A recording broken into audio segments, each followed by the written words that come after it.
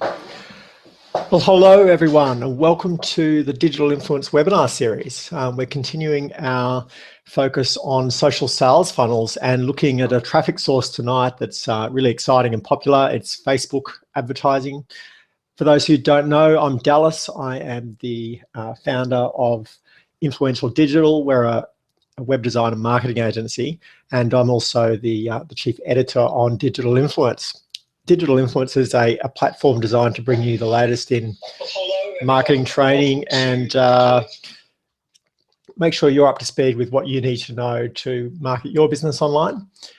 And tonight, we're zooming right into Facebook advertising. A lot's changed on Facebook ads over the last 6 to 12 months. I've been using Facebook ads for 4 or 5 years, but never really got into it. I must say, I was a little bit frustrated with it and probably more used to AdWords. In the last year or so, Facebook has really improved its ability to target, and it's become an incredibly powerful way to target individuals in your ideal customer and actually sort of generate demand. Whereas with things like AdWords, which is Google's search advertising, it's more responding to existing demand. So I think Facebook advertising is really interesting. It's a great place for people to start because most people have a Facebook account. It's a natural way for them to start to think about their customers and connecting with them. And the platform is quite user-friendly. It's sort of designed to work for business owners rather than being built just for marketers. So I think you'll find it's quite accessible. Tonight, we're going to be sort of focusing on some of the newer features of Facebook advertising and looking at how to get started with them. As a result, some of the initial stuff will probably be basic if you have done a bit of Facebook advertising or other online marketing before. But given the recent changes in Facebook's platform, I thought it was worth going through the basics, and then we'll dive into the actual Ads Manager. I'll show you my dashboard and how we can target our ideal clients through a number of specific ways that I'm sure will be of interest to you. So we're talking about social sales funnels, and the whole premise of our model at Influential is that people need to know, like, and trust you before they're prepared to try and buy your services.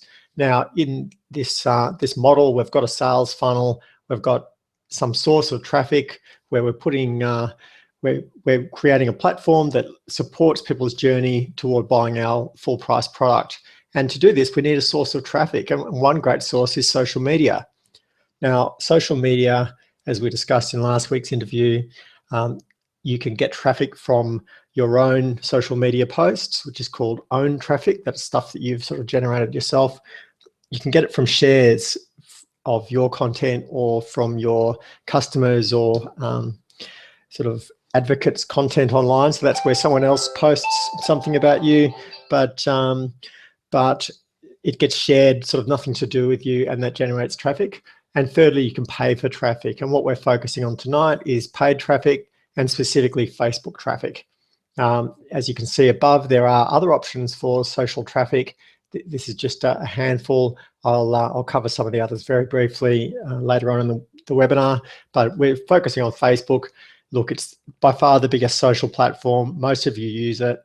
It's pretty simple and easy to use and easy to tie in your social media marketing with your social media advertising. So it's quite a user-friendly way to get started, and very cheap too. You know, you can spend $5 or $10 a day and get quite significant results. In fact, get thousands of views of your content. So it's worth mentioning too, Facebook is definitely pay to play now. It's quite hard to get real results just with organic reach. So organic means that you post something and the people who follow you will see it. Facebook's reduced the amount of content we see from everyone in our network, and particularly businesses. The impact of that is you need to pay in order to reach more than 5, 10, 20% of your page's followers, even if they really like your stuff. The benefit of paying is you can reach most of those people. You can also reach their friends. You can reach other customer segments that you define. And the focus is really today all about traffic, and with the overall goal that we keep in mind, we want to be visible, credible, and remarkable in our niche. We want to be seen as someone who stands out as being a top provider, And social media can be a great way to support that, particularly when you're able to scale it to demand. So the benefit of using paid traffic versus organic traffic is you can scale it to whatever extent you want. And another thing to bear in mind is that we are also keeping that premise in mind. We want to be 99 for one thing. This is all about focus. And when we're doing something like starting advertising on Facebook, there will often be quite a lot of testing, but we want to keep a clear focus on what our one ideal client, one core offering, and one big value proposition, and then we want to tweak around those and be prepared to pivot as we need to. But rather than trying to run like 20 different ads at once, you'll see as we get into using the ads manager and the power editor that actually it's a lot of work even to run one decent ad, because you can do split testing with different images, different content, different audiences, and then refine it as you go. So Facebook's a nice platform to do that experimentation and testing. As we've spoken about before, the overall reason we're doing this is to attract more clients and convert them into buyers. And what I really love about the Facebook platform, what's awesome about it, is we can get very clear about what our ideal client looks like and focus on them, and then move on to converting them to buyers. And we know that they'll need to know, like, and trust us before they're prepared to try and buy our full price products. And we want to make that easy for them. So we're going to build an online sales funnel that supports this process. It sort of goes through a process of what we do, who we help, how we do that, then when and where we do that. So we've covered that in detail in previous webinars. I won't go through it in more detail now. One of the essential things was that at different stages of the customer journey, we're sharing different information. Right at the start, we really just want them to know our one thing. Then we want them to know what problems we can solve for them, how we do it, what our method or process is, how long it's going to take. And it really only once they're working with us do we go into detail of what we actually do. So it's sort of a staged or staggered approach.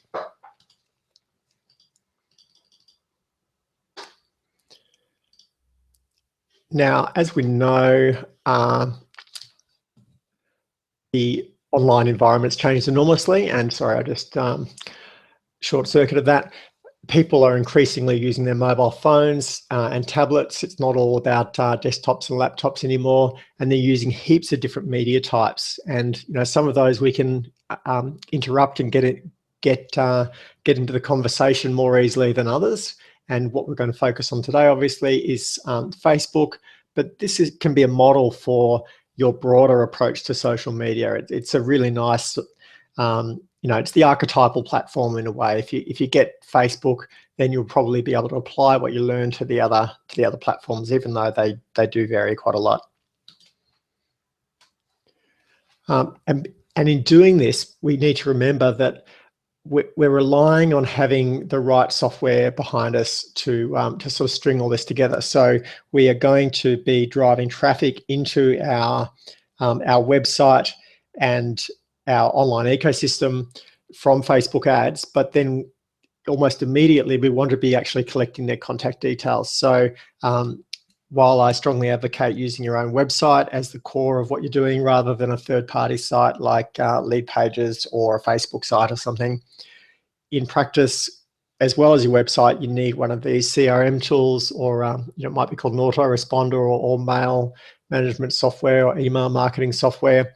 These are some of the really popular ones in the market. They vary in price from free through to $10 or $20 for most of what we need to do, and you can easily pay sort of $200 to $1,000 a month for things like Infusionsoft, HubSpot, or Salesforce. They are more geared toward larger companies and have more complex functionality. Like I use Infusionsoft, I've used MailChimp a lot, and I've got clients who use sort of about half of these. They've all got pros and cons, but any of them will sort of work for what we need. Facebook's obviously not the only network where what we're learning here is a good basis for using both direct social media marketing, but also social media advertising, which is what we're focusing on here across a range of platforms. And remembering that social media is just one of the many channels that we're wanting to bring customers into our audience. But one of the real traps is that there are so many social media platforms. Here we've got a list of some of the different types of platforms, ranging from the traditional social media like Facebook and MySpace when it was still popular, through to the more social media oriented things where the media is the focus rather than the social interaction. That's YouTube and the image sharing software. This image is pretty old now, and half of these channels are now extinct, or pretty much irrelevant. In the last year or two, it's changed. This is a couple of years old and already out of date. There are literally thousands of different social networks, and you should not try and be on all of them. It's great to focus on a handful, to have a sufficiently broad spread that you encounter most of your market, and just so you look credible. It's a bit like having a school that you went to on your CV. Being on a social network verifies that you're an active participant online, so it can be good for improving your online profile. But in practice, you really just want to be focusing on 1 to 3 channels. And for many of you, Facebook will be the channel of choice. For others who are more in the B2B market, then LinkedIn will be attractive. Twitter and the newer image and video sharing platforms like Periscope and Pinterest and Instagram all have their pros and cons, but for most people, it's a fraction of their audience are on there. It's not really that relevant. Facebook and LinkedIn are going to tend to be the ones that we're most concerned with. So that's what I'll be focusing on. Now, our goal here is just to think, how are we going to get people into this funnel to drive revenue into our business? And as we talked about in the last webinar, there's essentially 3 sources of traffic beyond just general organic traffic. They are from email, from search engines, and from social media. And I've got the sort of big player there, Google and Facebook, of each of those. Within that traffic, we can have owned, earned, and paid media, or owned, earned, and paid content or traffic.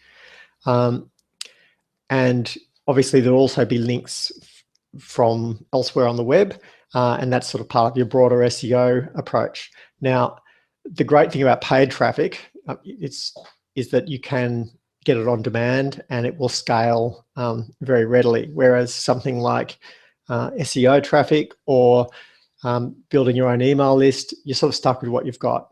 So if you've got a big launch on, or you are doing a partnership with someone and you need an extra 1,000 people to see your ad, hoping to get an extra 50 people to register for an event, for example, that's very hard if you've only got 200 people on your email list. Whereas if you can target those people through advertising or other, so that can be search advertising, it can be social media advertising like Facebook, or you can do paid email campaigns with people who are in your market, or partnerships. Facebook's great because easy to get into. It fits well into the funnel, and our focus really is on social funnels, so it makes sense to be using a social platform, social advertising platform as our case study. At the beginning, we're really trying to attract people into our sales funnel. There's people out there, we know roughly the type of person who's going to buy our full and remarkable product. So we want to attract these people, and typically this is done by way of offering some sort of gift or ethical bribe as an incentive to make contact with these people, have them give us our email address and start to interact with us. And often this will be in the form of a download or a webinar or an email series or online course. Now, something I want you to bear in mind is that the concept of saying, hey, here's my free ebook, and now I've got permission to spam you, that's really not, that really isn't accurate. So one, you really need to be clear. If someone is opting in to download a single item, then you don't actually have permission to then email them. So you need to be clear just in saying, what they're opting in for and what they're going to get, so that there's no disconnect. Otherwise, you're breaking trust very early on. For that reason, things like email series I really like as a way to induct people into your marketing list. That way they're used to hearing from you, they're expecting to hear from you, and you can continue the conversation and say, hey, seeing we're having so much fun, I'm going to send you this as well. And it's sort of a natural continuation of the conversation. Whereas a single, if someone opts in to download a marketing template or an ebook or something like that, then really you haven't actually got permission to keep marketing them, and certainly not about unrelated products. So try to ensure that your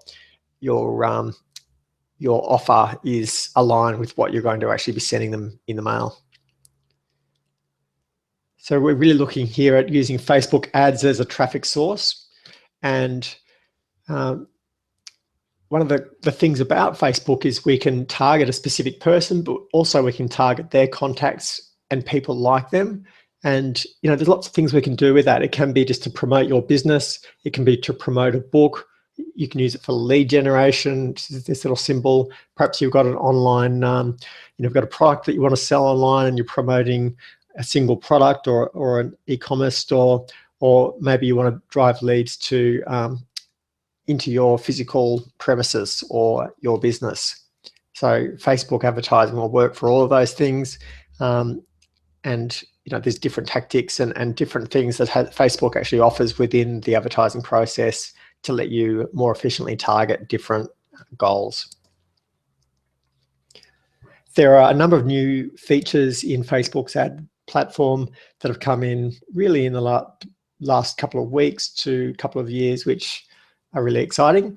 The ones I'll be covering, albeit briefly, is there is a new ads manager. So the interface that you do ads with has been updated. Not everyone will have access to this. I've got the new version, but I know lots of people who don't have it yet.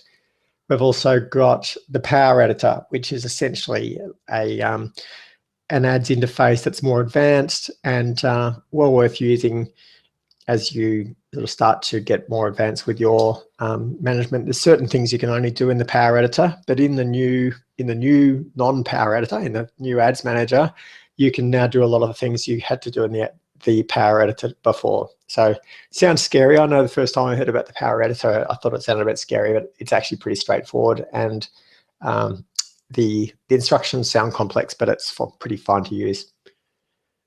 We're also going to talk about a custom audience, and that's where you specify your own audience. It can be something like people who've liked your page on Facebook, or people who have visited your website, or who are on a list of email addresses that you upload to Facebook. So we'll take a look at that.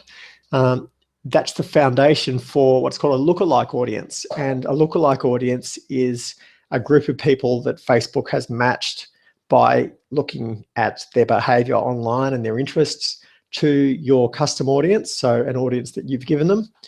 And then they've found heaps of other people just like that. So that's really powerful. What it means is you can say, hey, here's 100 people who've bought my product. Facebook will go and find you 100,000 people who closely resemble them, and you can market to them. And that's a good guess as to, a great audience to market your product to. We'll also look at Facebook Pixels, and that's really just the technology that helps you to create custom audiences and to track what people do after they click your Facebook ad once they get to your website. So it's just a fancy name for a tracking code. These companies all need to come out with their own words for things just to keep you on your toes. Don't be scared. It's pretty straightforward. I'll show you the software I use on my own site to set up Facebook Pixels. And then finally, we'll look at retargeting. And retargeting is where you have someone visit your website, and then afterward they see your ads on Facebook or elsewhere on the internet. Now, this is something that lots of people have recognized is occurring to them. They've visited a coach or a consultant or a company's Facebook page or website, and next thing they're following them around the internet, advertising to them in the sidebar of Facebook or at the top of websites. So that's a really, it's very attractive to people. It's kind of mysterious how it works. It's actually pretty easy to set up, something you can easily set up yourself. It's terrific for sort of nurturing leads after you first connect with them. So for example, you might have signed up for the webinar a week ago. I could specifically target people who've gone to the page to sign up to a specific webinar and give them updates about the webinar over the week in sidebar ads in Facebook. And one of the benefits is that it builds trust because you're getting those extra contact points.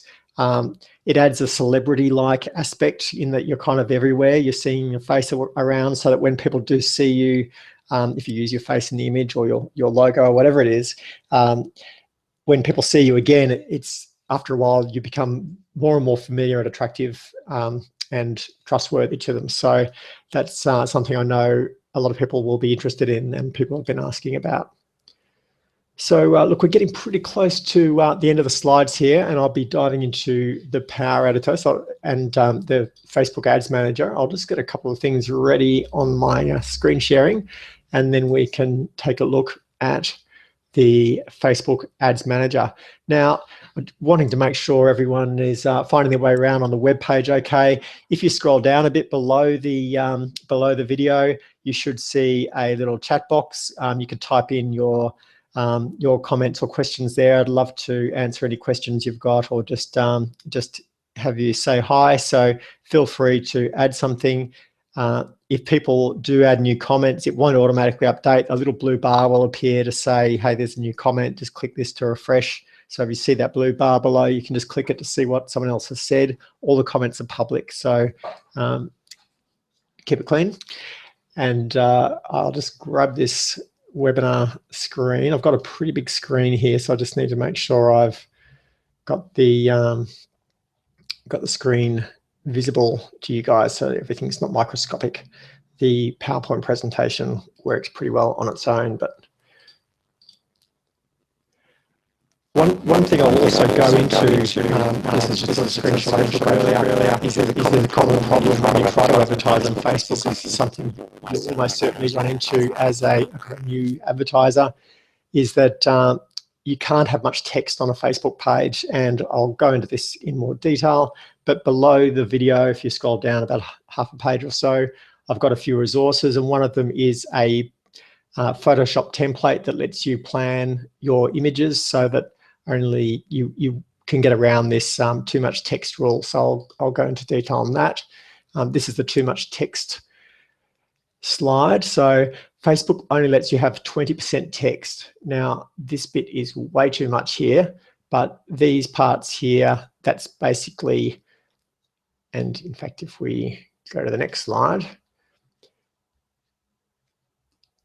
each of these boxes represents, must be 4%. So there's 5 by 5 boxes. So that's 25 boxes, 4% each, and text can only be in 5 boxes. So if this text here, for example, was just a little bit over there and hanging into this box, then we'd have 1, 2, 3, 4, 5 plus 6 there, and that would trigger the warning. Whereas if you keep it within these 5 boxes, that will pass their rules. So that's just something to bear in mind. I wanted to get that out of the way while I've got the PowerPoint presentation on. The other thing is, and this is linked to in the resources below, there's a picture that looks just like this. If you click on it, you'll go to a post that has the image dimensions. So choosing images that are just the right size for your ads is really important. If they're too big, then they get squashed down and a bit distorted. If they're too small, they'll get stretched. Or they won't be the right, you won't maximize your visual impact on the page. So choosing the right size images is really important. Images are extremely important in advertising, and one of the main things that we tend to do testing on, because getting the right images makes a big difference for your click-through rate. So I'll change back to share my screen from my browser now, and just going to grab a Facebook.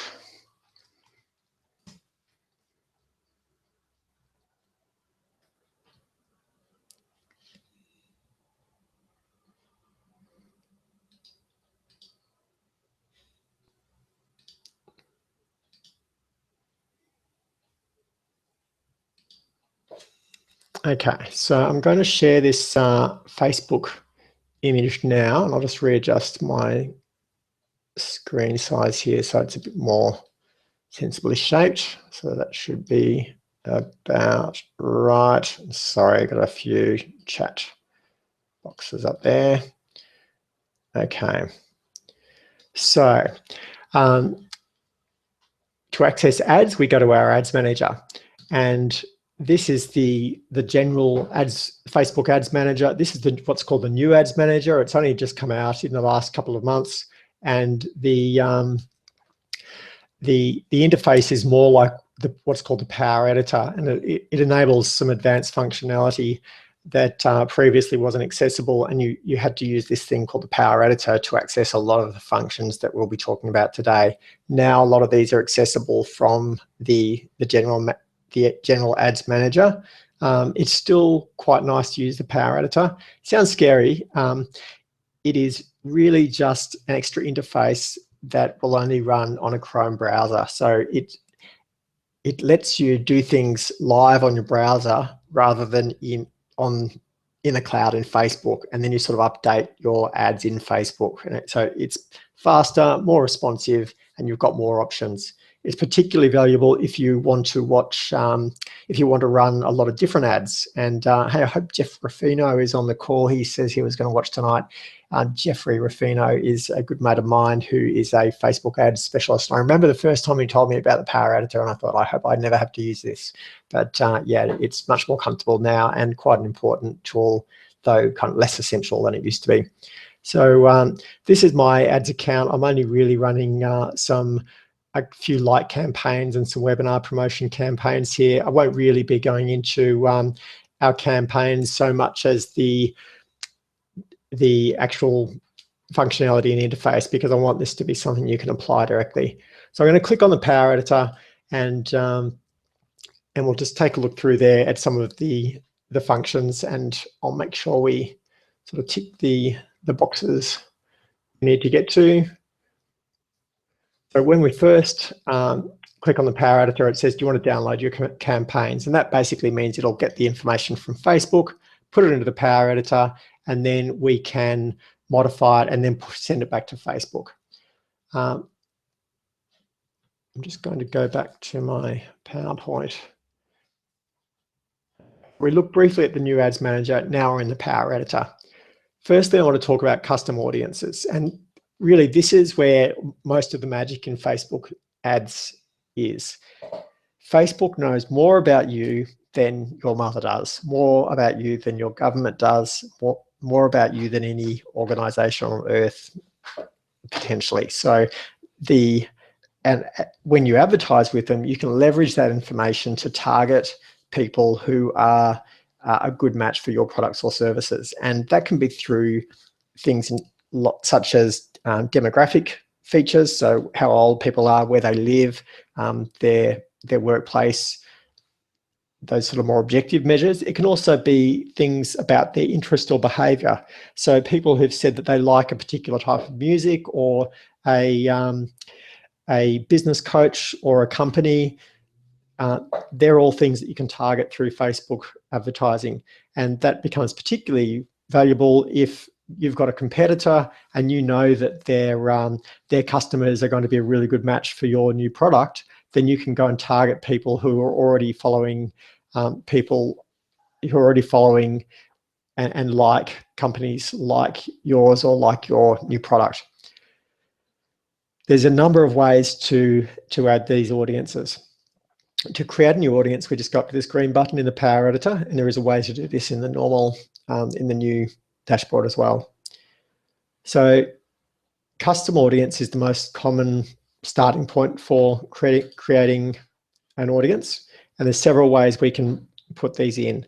We can use a customer list, and this is a list of email addresses. Often you can upload a CSV. I actually find it easier to just cut and paste. Like, I'll open an email list in Facebook. I won't do this live because it's real people's emails on my email lists, so for their privacy. But I would just go to my Excel document, which had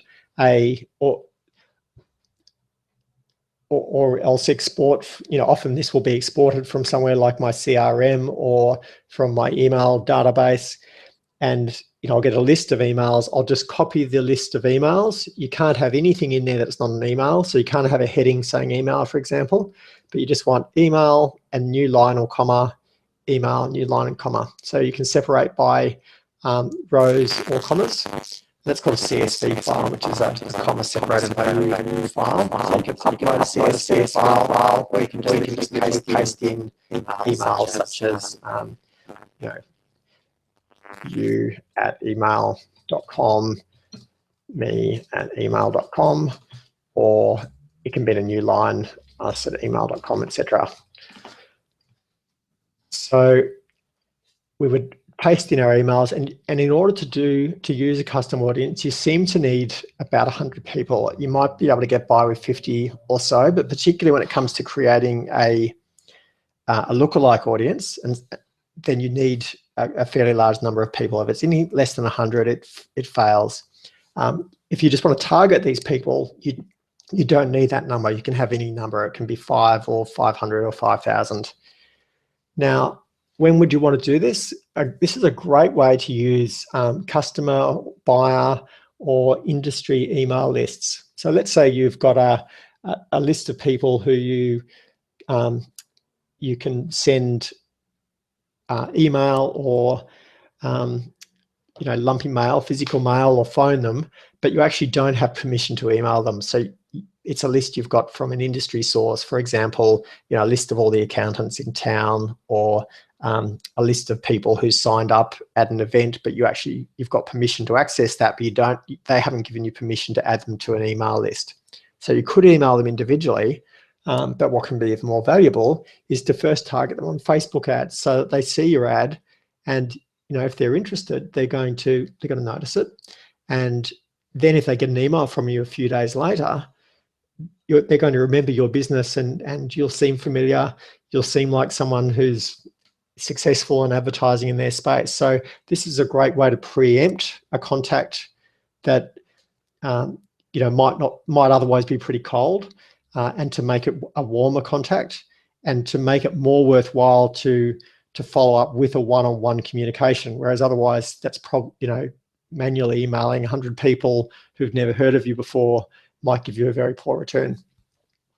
One of my favorite ways to use this, which I'll go into in another webinar with Tracy Sheen and Wendy Pavey, we're going to do a webinar on LinkedIn. And as part of that, we will look at exporting contacts from LinkedIn, and then you can import your contacts into here. So this is one of the custom audiences I've created. I've exported all my LinkedIn contacts, then imported them into Facebook, and then target them with ads. And they're people who will be seeing me on LinkedIn. If they see an ad from me on Facebook, a lot of them will recognize me, and for the same reasons they've connected with me or followed me on LinkedIn, they're going to be more likely to connect with me or engage with my ad on Facebook than someone who's never heard of me before. So that's how we would create an audience. And I won't go through this with actual data just for privacy of my my email lists. You can also import from MailChimp. It doesn't give you the option for other. Actually, I'm sure that would take, although it says MailChimp there, I'm sure it would actually do a third-party thing. It's very easy to export a CSV file from any email database anyway. Now, the next way we would get a custom audience is from website traffic. And let's go into this one because this is sort of already set up. So what we can do is include anyone who's visited our website. And I mentioned earlier on about a thing called a Facebook tracking pixel. Now that's just a fancy way of saying some tracking code. It's not anything particularly tricky. It's just like Google Analytics tracking code and lots of other tracking codes that you paste into your website. What it means though is that when someone goes to that site, your site sends Facebook a little message saying, hey, this person visited. Now, if that person has come from a Facebook ad and then gone to a specific page that you're tracking, then that can be used to confirm to Facebook that you've done a certain task, such as purchased a product. So we'll go into that in more detail. There's really two types of tracking pixels, and this is something I did get very confused about at first. The first type is the sort of general tracking, the general Facebook tracking pixel, and that is one pixel that goes on every page of your website, and in fact, it goes on all your websites. This is not particularly well explained, but essentially you only get one of these pixels per ad account, and you need to manage all your ads for all your websites through this one account. So it's not like every website gets its own account. You choose the domain here. So in my case, I've got 4 sites that are running the same tracking pixel. These are all my sites, not client sites, but I can select one of those, and I can also zoom that in to a specific page. So I can say I want to go to a specific page, and then I can add a URL. So let's say I want them to look at any page where the URL contains the word webinar. So I've got about 5 pages that are the webinar registration, the webinar live play, the webinar replay, the webinar thank you page. The best thing for me to target would be a page that contains, we don't want all, we want webinar thank.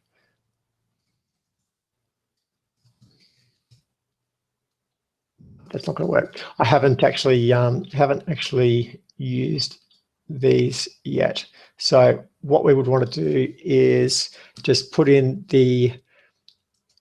in the full URL there if we wanted to target a single specific page.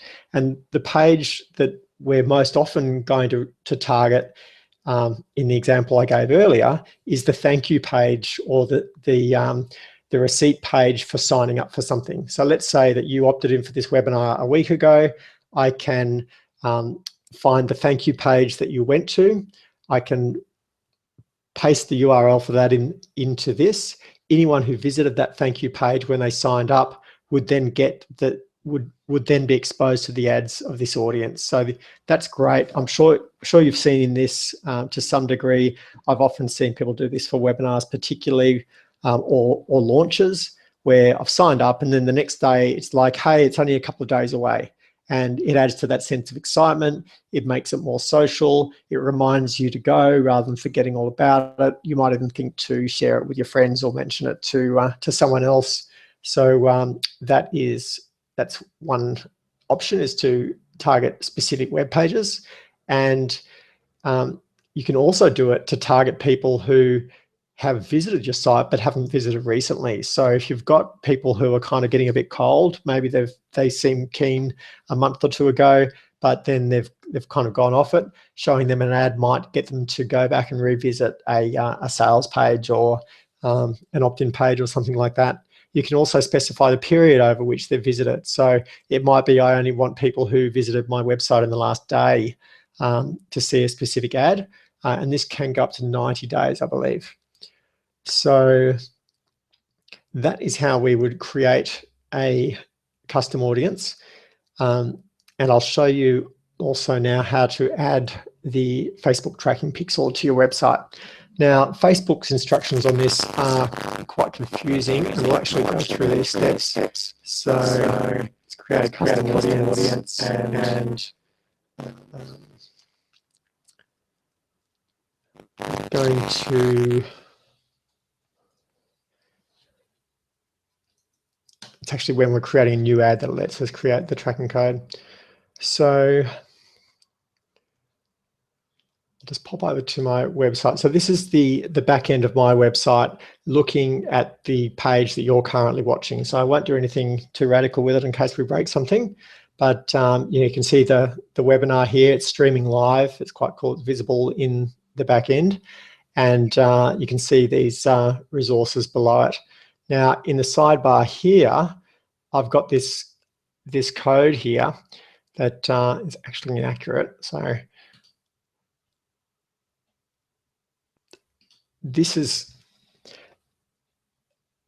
I'm using a plugin called Tracking Code by IntelliWP, which I've found to be excellent, considerably better than the alternatives. What's really good about this one is it lets you manage multiple tracking codes, both Facebook and Google Analytics or AdWords, and things like HubSpot or any of those CRMs. Some of them require you put tracking codes into specific pages or sites. So this is very versatile, and it lets you add tracking codes to individual pages or to every page on the site or every page within a specific category. So it's quite powerful. There's a free version and a pro version. The free version does everything I need. The pro version looks fine, but it's not really necessary. So if we wanted to make a new tracking pixel, we could get the code from Facebook and then name it and then update it, and then that tracking code would get added here. What I've got here is, this is a webinar registration confirmation tracking code, and this is for last week's webinar registration. So this is the generic one, and this is the one just for lead generating websites. They're the two I've got on this site at the moment. This is the every page of your website tracking code. You remember I said there's two tracking codes. One goes on every page, one doesn't. And you might have noticed earlier, this was actually like this. So I'll just have to I've seen that change before. I'll need to check as to why that's happened. This isn't a thank you page. It shouldn't have the thank you code. So I'll just have to check whether I've accidentally changed that. But normally we should just have every single page on the website should generate this tracking code. And that just means if anyone visits this page, then that sets off a little signal on Facebook. Their Facebook account knows that they've gone to that page, and then I can target them with ads. The way I use these ones is I would create an ad and send them to the lead generating website landing page. They'd fill in a form. After successfully completing the form, they would go to the lead generating website thank you page. On the thank you page, this would be ticked, and they would this tracking code would get applied to their their browser picks it up basically, and that confirms to Facebook that they've clicked on my ad, they've gone to my page, they've done what I wanted, and they've triggered this goal, which means that that's called a conversion. So I now know that one person has completed the offer. They've ended up where I wanted to check if they made it to. And this is tremendously valuable when you've got any sort of sales funnel or conversion funnel where you want people to sign up for an email list, buy a product, sign up for a webinar. You need to know not just how many people click on the ad, but really importantly, how many people opt in or buy. And this is one of the ways to do it. You can also integrate your tracking with Google Analytics. What I find, for someone who's just starting out with doing some basic advertising for their site, Facebook's quite nice because it's self-contained. Google Analytics, I personally find pretty complex. Analytics isn't really my strong point, but I still find Facebook pretty easy going. So that's the tracking codes, and I'll just show you the plugin. This is definitely the one I recommend. I've tried quite a few now. I have had a few issues with this one. This is their main website, but also they've got you can find that in the Google in the WordPress plugin repository, and so this is the ad for their script. Very easy to use. To add it to my website, I'll just expand this a bit so that we get the sidebar. My sidebar is pretty complex and scary, but if we scroll down, we'll find plugins. I'll go to plugins. So this is how I would install the plugin from scratch if I didn't have it, as you may not. There is an official Facebook one, but one of the problems with it is it's quite unclear which tracking code it's adding, and it's quite hard to add more than one code. And yeah, I find this one gives me the functionality I need to choose the code I want. So I'm going to go to add new up here next to plugins. And then I'll be able to search for the plugin I want. In this case, I've already installed it, but I'll just show you how to do it.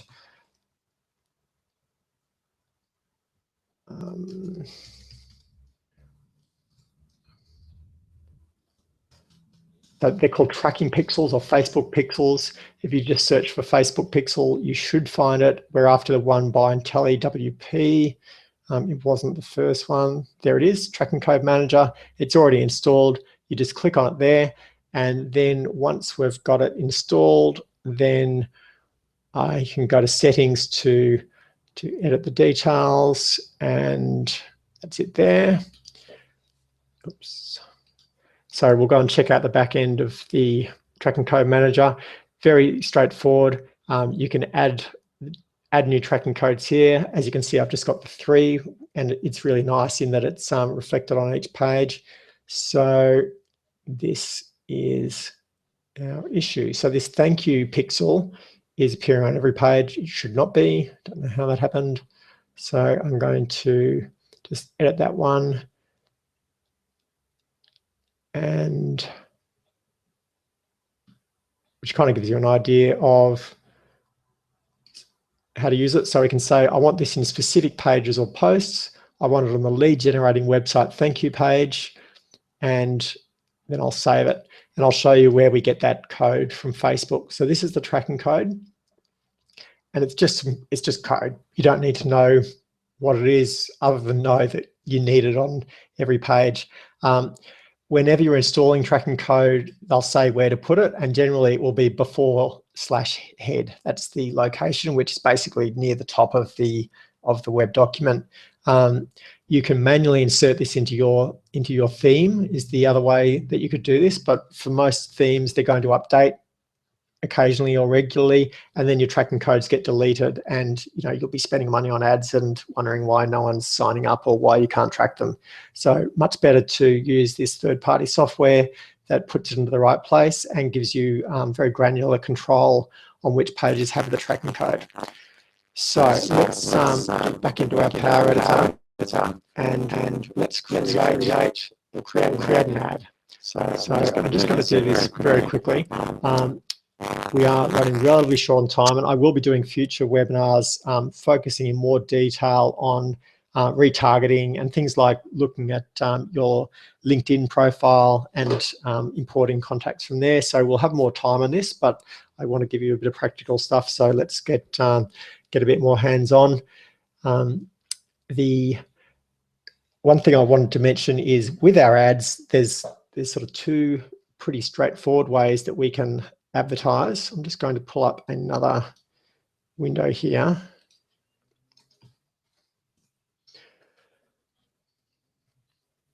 So this is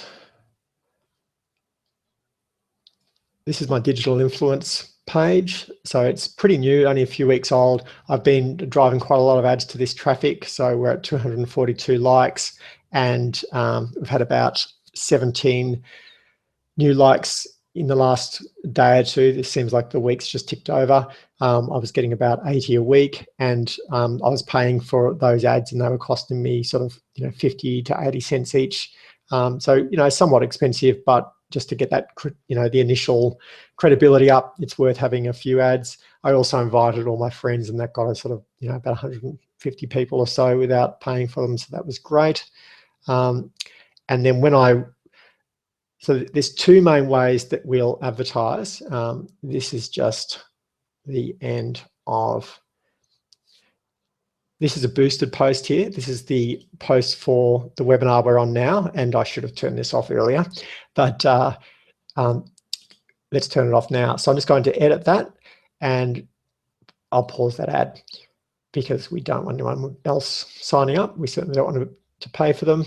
So we'll pause that ad. Now, that's called a boost. So I've made a normal post, and then after I've made the post, I've selected the button here called boost, and we'll be able to see one here. So I can choose to boost this post, and this is sort of the quick and dirty way of doing Facebook ads.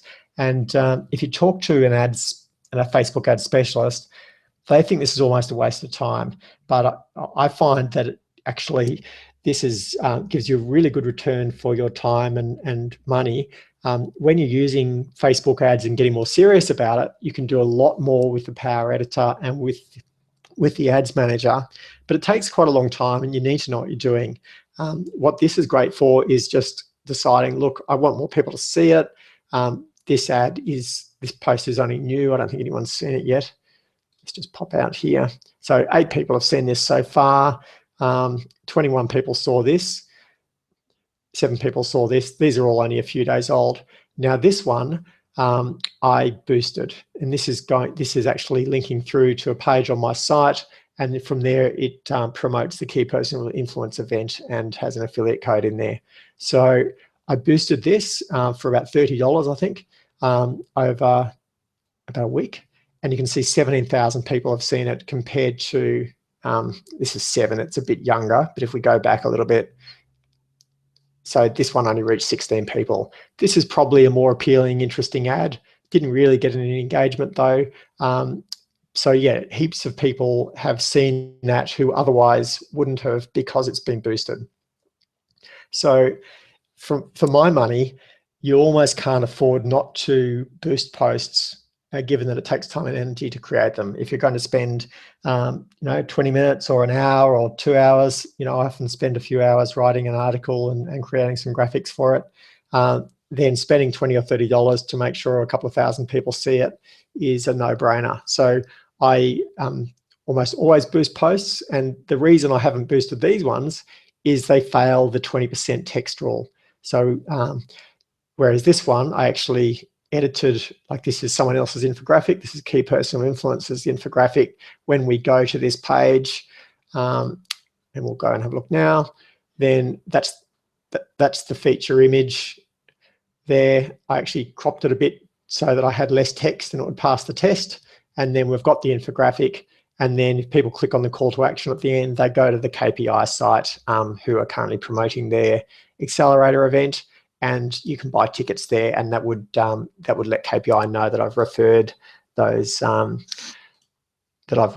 those customers. So that's the ad there. Now that's how you boost a post. We're also interested in creating specific posts. Now we can do it from the Power Editor or the Ads Manager, and we can also do it from the front end. So it's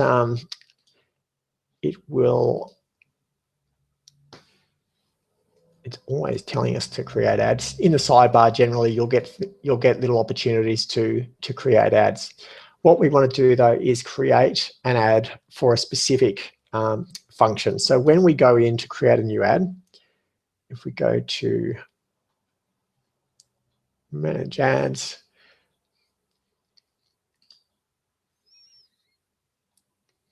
okay, so we can create a whole new campaign, or we can create an ad into an existing campaign. So if you haven't created any ads before, then you create a campaign. This might be, for example, I'm promoting my digital brand blueprint course. Choose the type. You can choose whether you want to pay a fixed price per click or auction. Most people go for auction. It tends to be cheaper. And then you can choose the objective. So do I want people just to go to my website? Do I want to get a heap of people to go to a page on my website? Do I want to sell products? And only, and the goal here will be a sale rather than going and just checking out the product. We want to optimize for the sale. Or perhaps we want to get some other sort of conversion, and this would be an opt-in or registering for a webinar. We can also promote a page post. So this is a little bit like boosting a post. We can select a specific post and promote that post with the aim of getting as many people as we can to like or comment or share that post. We might want people to like our page. So that's where they're actually going to go to the page and like it. Or, in the case of these ads, it actually brings up a little preview of the page, or we can make an ad and it says like page, and they can just click that straight in their feed. It also incorporates social proof to show other people who like the page, which tends to work quite well. There's quite a bit for mobile and desktop apps as well.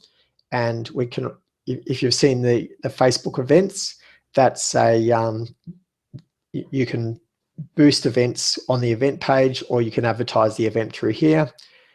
And also you can promote videos. So I'm sure you've seen heaps of Facebook videos if you're on Facebook regularly. By promoting Facebook video views, then they're basically sponsored posts, but people are much more likely to see them.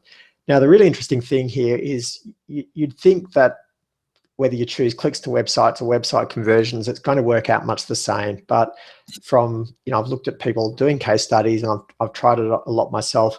If you choose, Facebook's targeting is so good that if you choose a specific objective, you get much better results than if you choose the incorrect objective. So if we want people to sign up for something, we'll actually pay more per click and more per view we won't pay more per click, we'll pay more per impression to get website conversions, but much more people will click. So Facebook actually selects the people who are more likely to click on your ad and go and convert. So that's how well they know you and the rest of their customers. They know the ones who are going to go and sign up and download that ebook or buy a product online versus the ones who will look at it and not do anything. And that's all pretty important from our perspective when we're spending our advertising money. So we can choose an existing ad set. So this is where we've got some existing ads, and I won't do that this time. I can create a new ad, and I'll call it the Digital Brand Blueprint, and I'll just call it number 1. And one of the,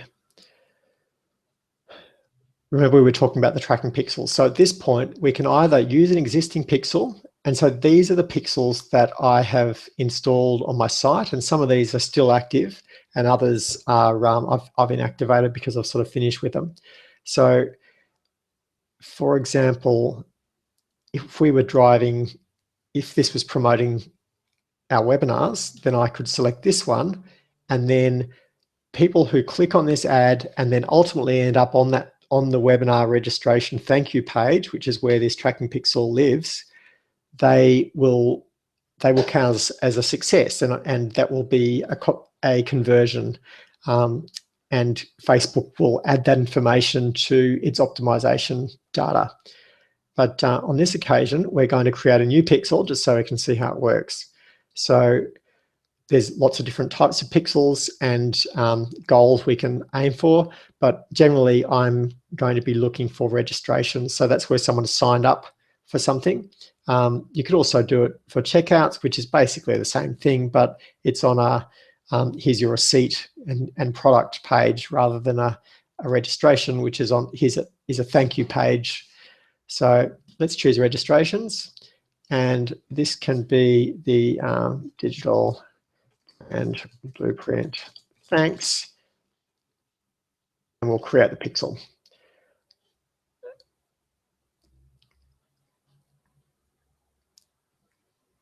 So in order to verify the pixel, we can either say, I'll add the pixel myself, in which case Facebook will give us the content here, or you can say someone else will add it, and it lets you email it to them.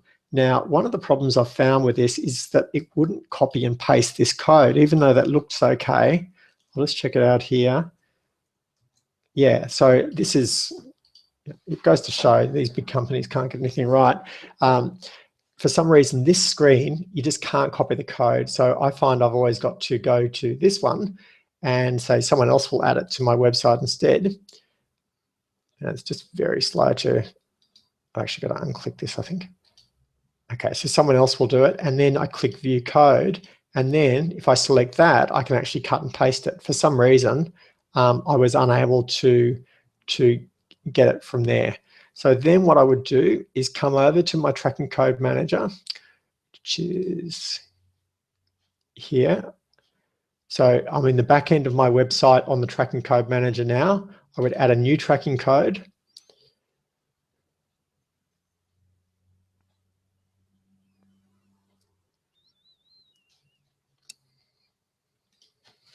So this is the Digital Brand Blueprint. thanks tracking code, and you want to keep the name consistent throughout. Otherwise, you'll find you've got 50 things that all sound the same and you don't know which one's which and you're tracking the wrong thing. So I'm just pasting this code in, and when you just go back to the screen where we're working in there.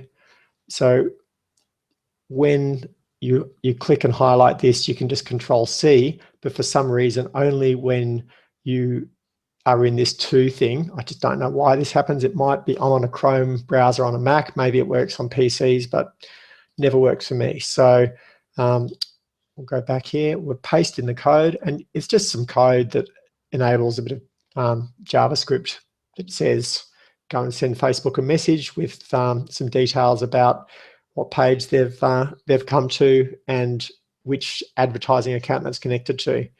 Just leave this the same before head. That's the standard place to do it. Where do you want to add this code? Oh, this is good.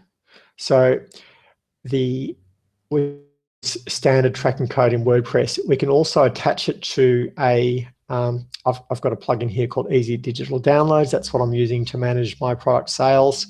And this plugin was breaking Easy Digital Downloads, and I complained about it, and it looks like they've fixed it. So they've added a new functionality that lets you track product purchases as well, which is really important. So, but for this one, we just want a standard tracking code, and then after we save it, oh, here we go.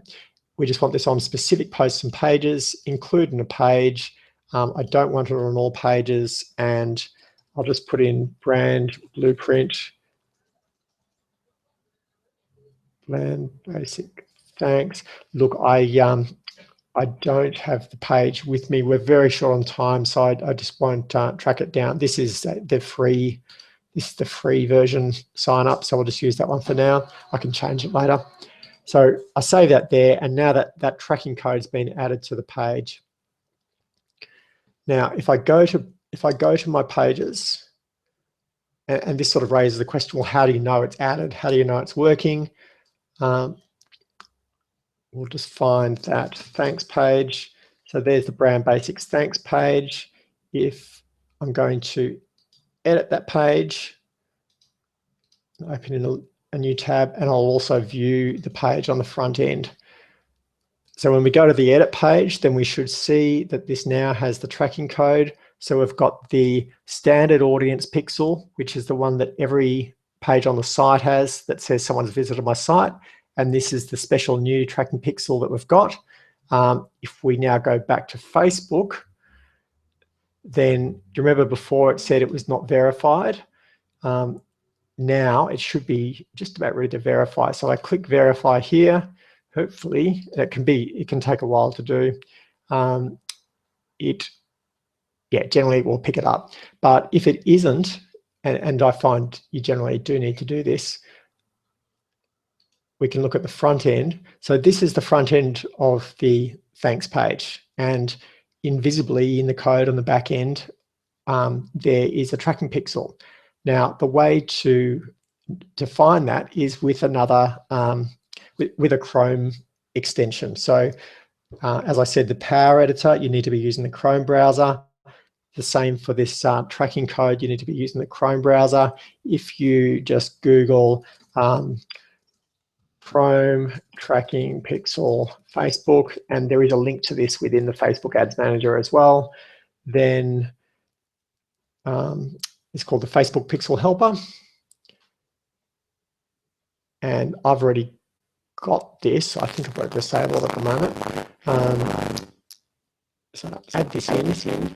I'm sure I've got it because it's been added internally now anyway. If I now go back to the front of this page, so it's inactive at the moment because this page hasn't been freshly loaded. If I reload this page, then I should have a little message, and you see there's a little number here. It said 1, then 2, and that says there are 2 tracking pixels on this page, and we can look, and it says a little bit about them, which doesn't actually help us. It's not human readable. But if we now go back to our little verification thing and try verify again, click OK, that will have found it by now. Once it finds it with that little helper, it's usually happy And what we might do is just try doing that. It will actually let us move on with this before that's verified.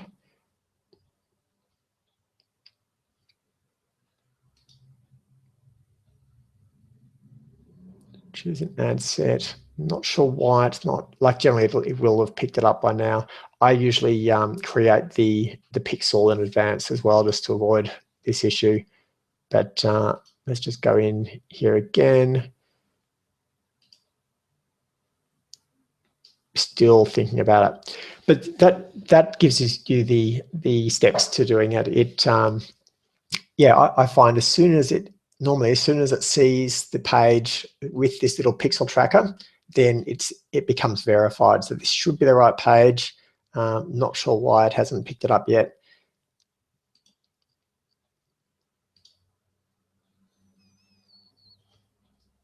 I might just try going to our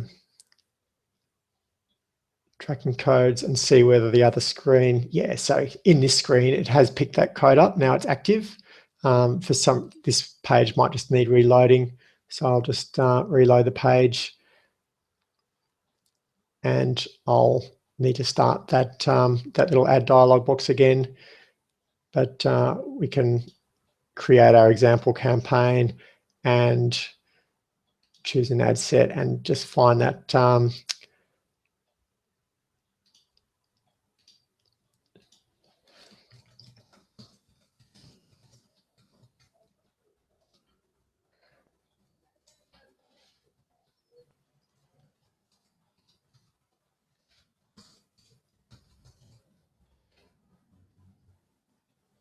and we want a website conversion. And as soon as we choose conversions, it asks for a tracking pixel, and now that's active. So it was just a matter of reloading the page, and then we'd create that. Now, really importantly, that pixel is not on the page that I'm going to send the ad to. So now I'll create the ad. The ad will be to the opt-in page, and then they'll go through to the thank you page. When they get to the thank you page, that will confirm that they've completed the conversion that I wanted them to make. So look, I might need to wrap it up there. We're over our 1 hour, and I did want to leave some time for questions. So there's a fair delay on Google Hangouts. So please jump, if you do have a question, jump in and leave a comment there on the webinar page. If you scroll down about half a page, there's a little box where you can add comments into a little social comment box. And yeah, any questions, more than happy to answer them. Also below the webinar screen and the social commentary, then I've linked to 3 things. One is a social media ad size cheat sheet. As I said, getting the right size pictures for your ads and making sure that you've got the right amount of text on them is really important. So the first link is to something that has the different image sizes for various Facebook ads. I'll just I'll go to that now. So we click on that. That'll open in a new tab, so it won't interrupt your webinar viewing experience. It'll just open in a new tab. And this is a little infographic, very nicely done. And it talks about the current ad sizes for ads. These are the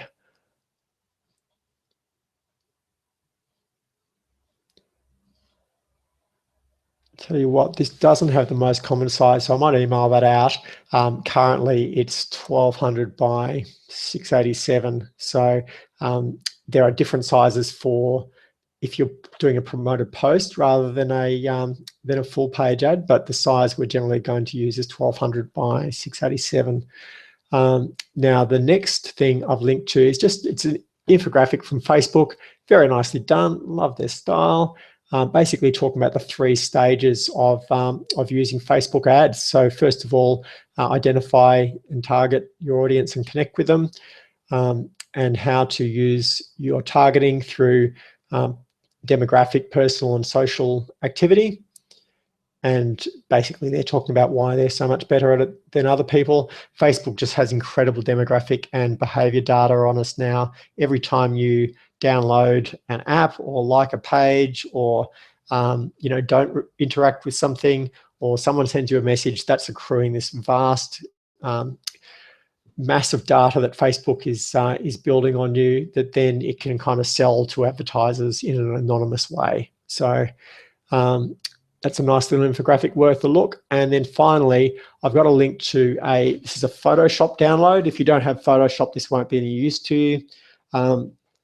What it does, if you click on it, it will just say, do you want to download this now? And it's got a little, I think I might change back to my screen share now, back to my PowerPoint. I'll show you what's in this.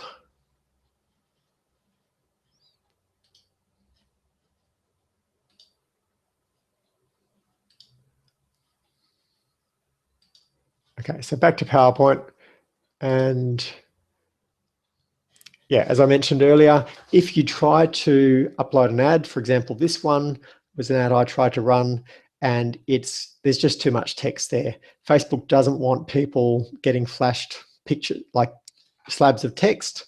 They're happy with a certain amount of text, but the bulk of it should be an image. So this, what this tool does, it says, look, you can only have 20% text, as I showed you before. If you download this guide and have Photoshop, then it just puts a grid over your ad to the correct size, and you can look at the correct size. If you, I might try and do this as a PNG file just for people to use. It's a little bit hard unless you've got a layered photo editing program, but yeah, very helpful. You can just forward it to your graphic designer if you need a hand with that. As I said, Facebook image, like the images you use in your ads, are extremely important to getting good results on Facebook ads. So I can't see any extra comments there. This is all, material that I do for clients. We mostly do consulting on Facebook ads. We do also do managed campaigns for people where we're looking at their marketing efforts that include SEO, social media advertising, content creation, and inbound marketing using content.